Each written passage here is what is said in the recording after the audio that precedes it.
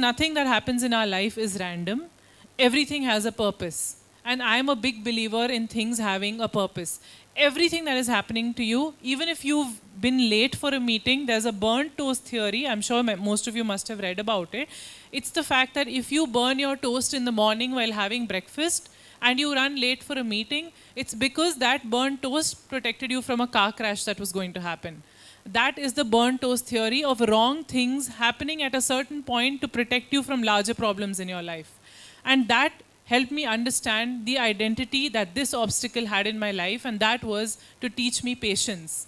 I personally am not a very patient person. I am very like, ye kya hoga, wo kya hoga, agla kya hone wala hai, what's going to happen after this talk. Even as I was sitting for the talk, and I knew that there was somebody else before me, but I knew that I had to go after, my mind was just, oh, I have to do this, I have to get to the airport after this, oh, I have these things lined up, I have this meeting, rather than being present in the moment. So I am still learning. But I gave this obstacle an identity of, rather than crying about, I'm injured, I'm going through physiotherapy and rehab for the last so many years off and on, and it's come along with its own side complications, I just sat still and said, this is slowing me down for a reason, and that is to teach me patience. So when you have an obstacle in your lives, instead of thinking, why is this happening and when is this going to go away, you need to ask the question of why. Not the question of why me, the question of why is this happening in the first place. And you will have the answer of, okay, if you are finding it hard to crack a certain interview, if you're finding it hard to crack a certain thing which you worked extremely hard for, you knew ki ye ho jayega. 100% you were sure this is going to happen. But for some reason it doesn't work out. You have to understand there has to be a larger plan of action that is happening. You need to take a larger look, a deeper look into your life, and you will understand what that is there to teach you.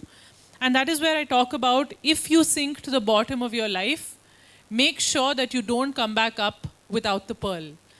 I was at the lowest of the low when I had all of these obstacles in my life, and when I was going through these sessions, and this is actually from last year itself, it's not too far away. So whenever I had these things going on in my life, instead of sitting and crying about it, I only thought about what is teaching me and what is the best that I can make of this situation. That is exactly what I have implemented throughout all the obstacles in my life. So that is where I say fear can make you, if you choose to let it.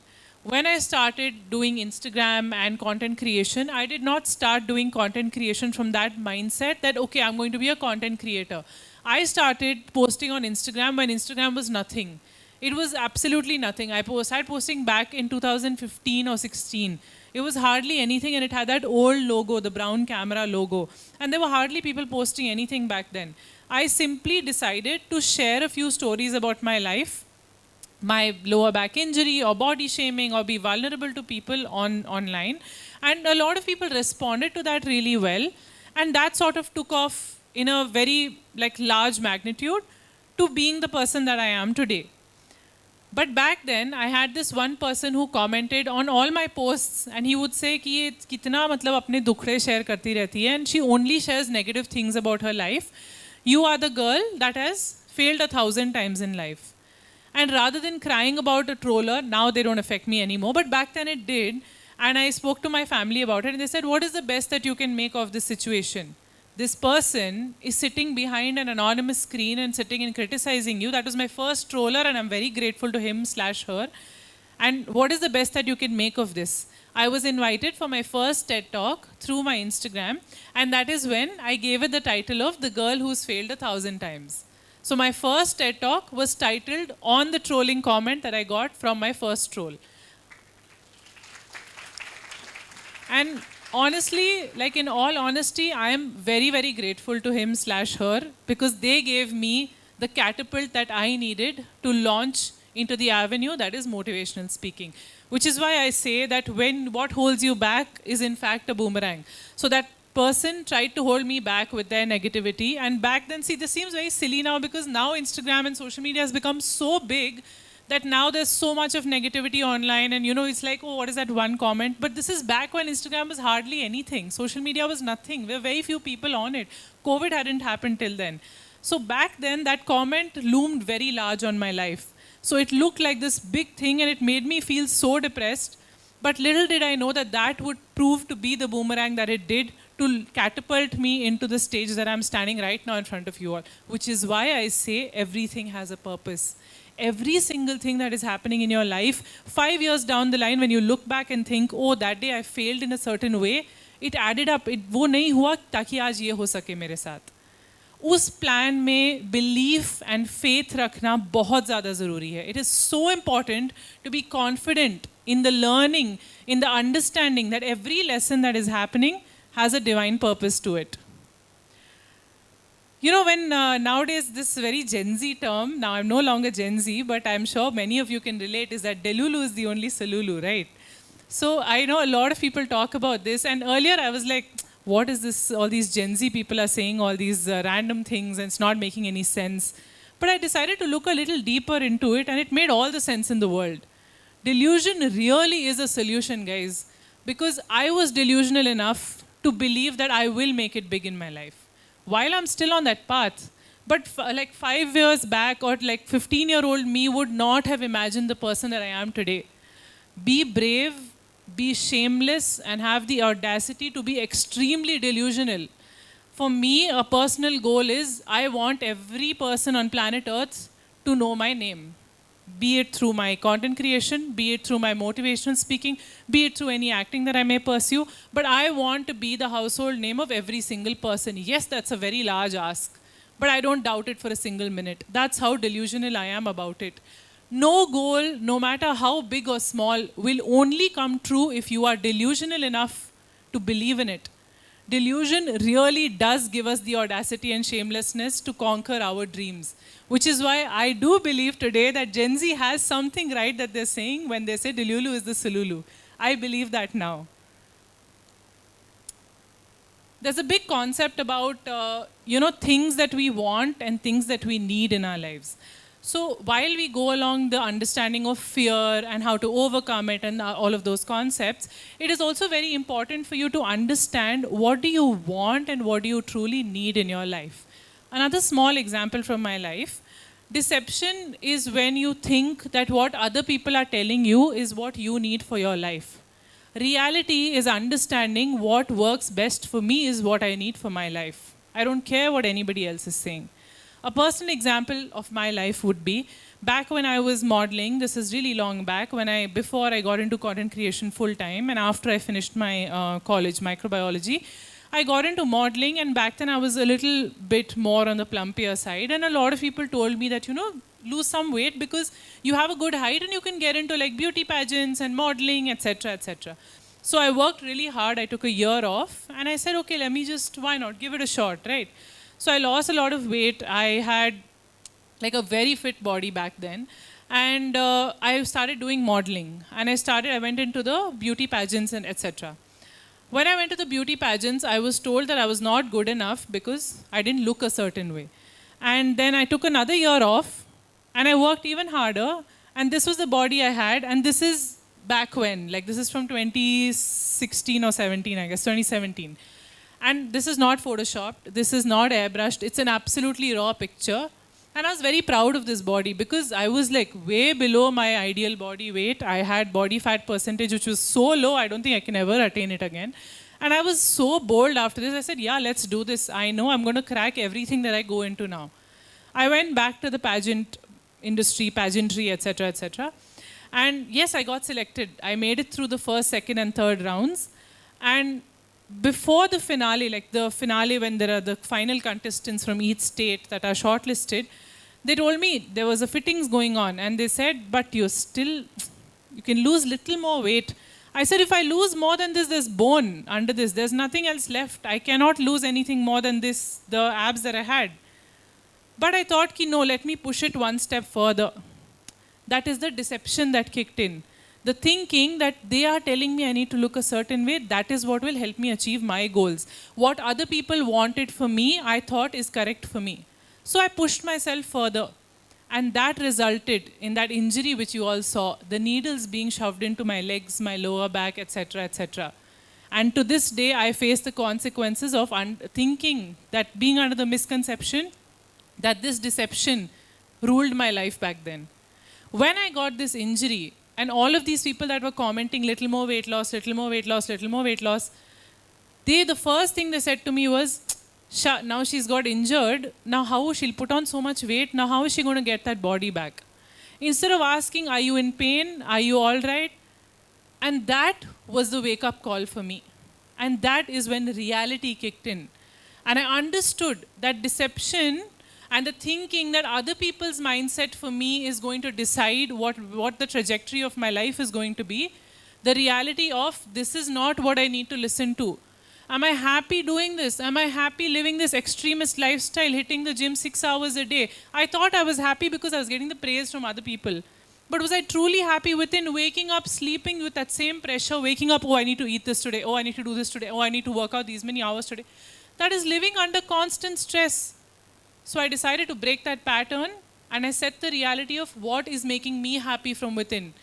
And from that day to now, I have put a very hard stop. And I was called back, by the way. I was called back by the pageant people and they said that, we'd love to have you as one of the finalists. I said, no, thank you, I'm all right now.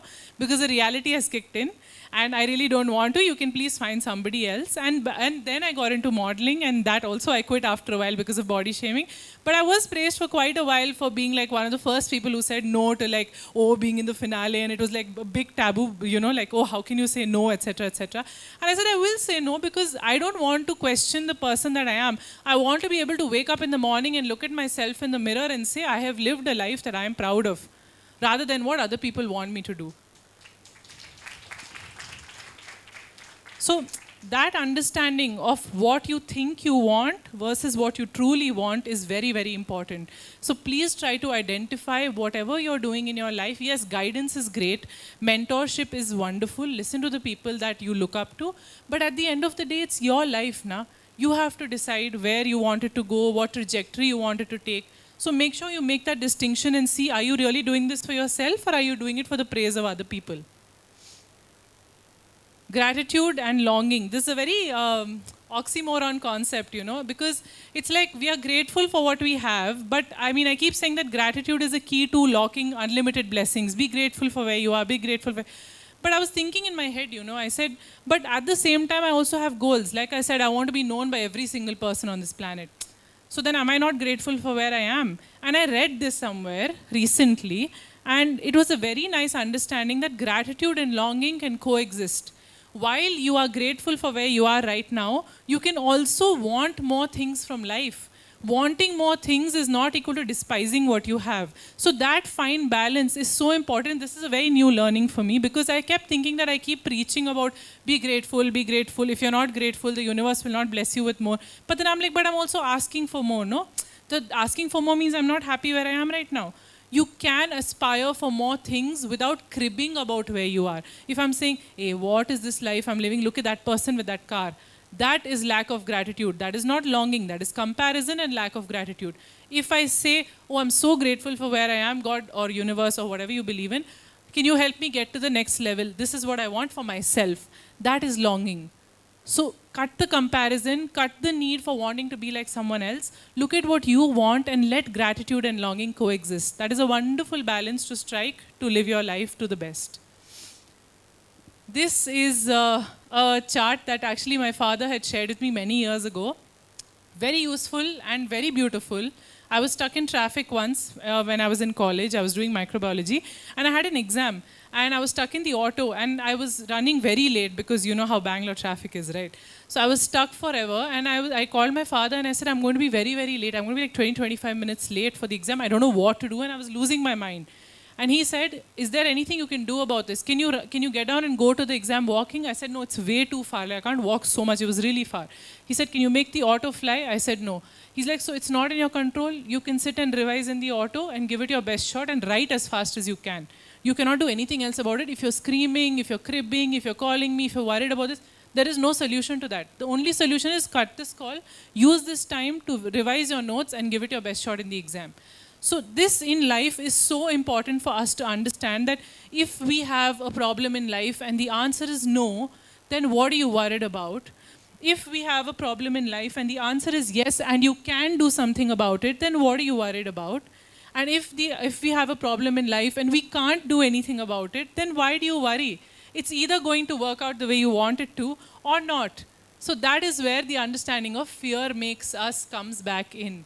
This is a point that's going to be revisited many times in your life to understand that I let go. It's working out great. It's not working out great. I'm not worried because this is meant to be for a certain reason.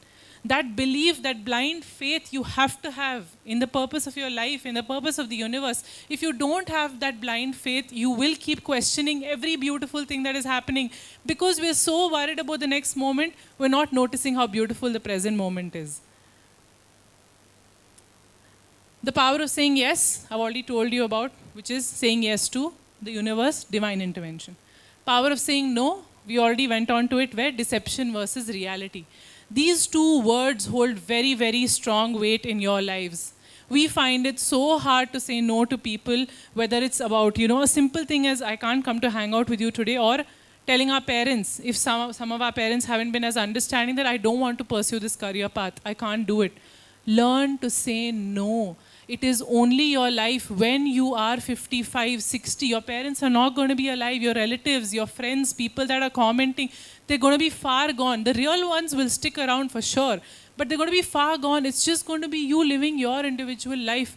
Will you be happy when you look back and see this is the consequence of me saying yes or no? Learn to use these two words extremely correctly, powerfully, and without shaking on your moral ground. Stand tall on the decision that you've made and don't go back. जो होगा देखा जाएगा. It's fine. Just go blind faith on yourself and on the universe. So we're coming to a conclusion. But as we do all of this khichdi of yes, no, fear, etc., everything that I've shared with all of you, the most important thing that's going to help you stay balanced ground, because it's like too much, right? Now fear also I have to do, okay, yes, no, it's too many things. So how do you make sure that you stay a little calm and relaxed? Meditation, yeah, I've tried, I've failed. I'm not somebody who's going to guide you into that. This, however, is a foolproof action that really works, is attaching yourself to a higher purpose. By this, what I mean is doing one act that is outside of yourself. It could be a charitable act. It could be something which you help your family and friends of your own willingness without them having to ask for it. So if you don't know what you could do, I have a small initiative that I had started. It's not an NGO, it's not an office, it has nothing, no setup. It's simply an initiative which I started many years ago called the Saturday Good Deed, wherein you go out of your way on Saturday because it's the most convenient day of the week and you do something for somebody who's not as privileged as you are. And it could be anything. You buy an apple, it has to be non-monetary. You can't just go give someone money, because then it's not a special act, right? You get an apple, you give it to somebody who's hungry. Or you can go as large as, of course, as the means that you have, go on a clothing drive, go on all kinds of drives that you want. But Saturday, because being the easiest convenient day of the week for us, this is something that I started, and it's been many, many years, and it's been spread across different nations. People send in their Good Deed Saturday that they've been doing. What this helps is, helps you ground you into your life and helps you be more grateful for where you are. Yes, we are all blessed equally in a universal sense because we all have our own karmas, our own understanding of how life is. But some of us have more means than the others. So when we do more for those that are not as blessed as a societal sense as we are, it helps us feel more grateful, more thankful, and more humble about the life that we are living. Very, very important. So try this. Maybe this could help you guys. Yeah. Power of saying no, like I said, toxicity. Okay, this is a very important concept because toxicity can come from anyone. It could come from your best friend. It could come from your mother, your father, brother, sister, anyone closest to you, your partner, boyfriend, girlfriend. Anybody can give you toxicity. It should be an absolute non-negotiable in your life that I will not tolerate any toxicity. By that, what I mean is, I learned this very late in my life. Doesn't matter who it is, if they try to dictate the way you're supposed to do certain things, or if they judge you and they say that your morals are wrong and our morals are right, you cut such people off completely. You give them 2, maybe 3 chances because people don't change. So a most important thing for you to want to grow in life is the negative and bad energy and the toxicity. You have to value yourself enough to understand that I deserve better than this. You have to value yourself enough to know that why am I tolerating this from anyone? Doesn't matter who they are. Learn to create boundaries. Learn to understand that toxicity has no space in my life. And then you're going to see how much energy was held back. You can save all that energy to actually grow to your fullest potential. And that's it. That's it for you guys. Before I end this talk, this is a quote that I had written many years ago, and I always end all of my talks this way. It reminds you of the power that you have within yourself, which is the fire. It reminds you to be grateful and humbled like ice. And you are the storm that is going to hit everybody twice if you choose to embody all these things that I shared with you. And the quote is, I am fire, I am ice, I am the storm that hits you twice. Thank you so much, everybody. I hope you all liked it. Thank you. Thanks.